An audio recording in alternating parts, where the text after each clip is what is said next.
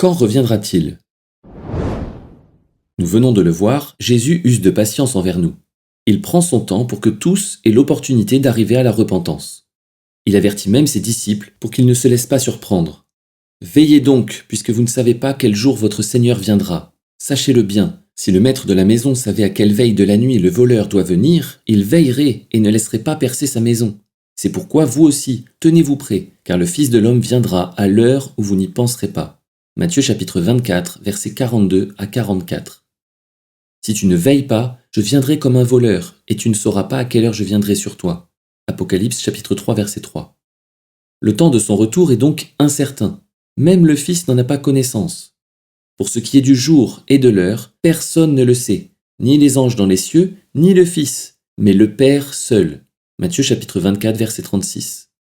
D'un autre côté, cela paraît complètement paradoxal, puisque Jésus lui-même, dans la vision de Jean, a dit qu'il revenait bientôt. « Je viens bientôt, retiens ce que tu as, afin que personne ne prenne ta couronne. » Apocalypse chapitre 3, verset 11. « Et voici, je viens bientôt, heureux celui qui garde les paroles de la prophétie de ce livre. » Apocalypse chapitre 22, verset 7. Mis à part le Père, personne ne sait exactement quand Jésus reviendra, c'est vrai, mais il est systématiquement question de jour, d'heure ou de bientôt. Les apôtres eux-mêmes ne parlent pas de ce sujet comme d'une date future dont ils ignorent tout, mais comme d'une imminence.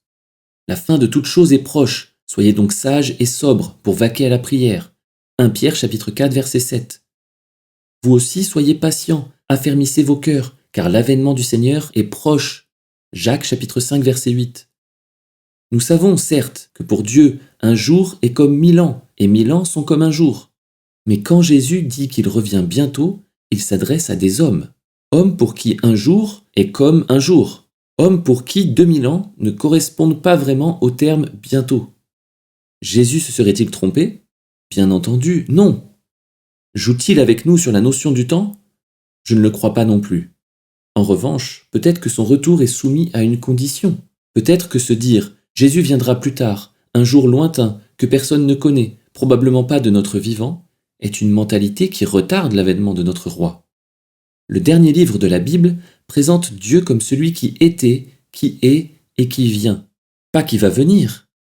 Il y a une grande différence entre penser que Jésus reviendra et penser que Jésus revient.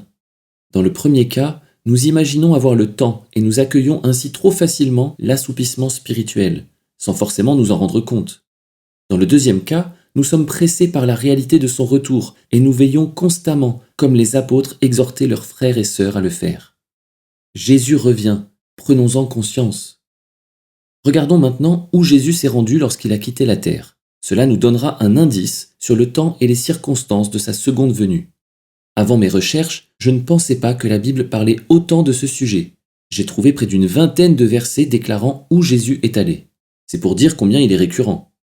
Il s'agit en réalité de la répétition partielle ou totale d'un psaume de David. Parole de l'Éternel à mon Seigneur, assieds-toi à ma droite jusqu'à ce que je fasse de tes ennemis ton marchepied. Psaume 110, verset 1. Jésus serait donc parti s'installer à la droite de son Père pour une durée limitée, jusqu'à ce que ses ennemis soient devenus son marchepied. Imaginez Jésus descendre du ciel, le pied sur la tête de chacun de ses ennemis pour venir chercher son épouse.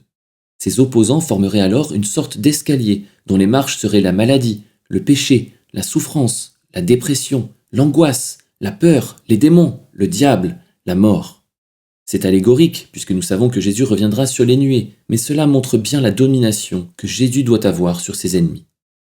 A priori donc, le jour de son retour correspondrait au jour où tous les adversaires du royaume des cieux seront mis sous les pieds du roi des rois.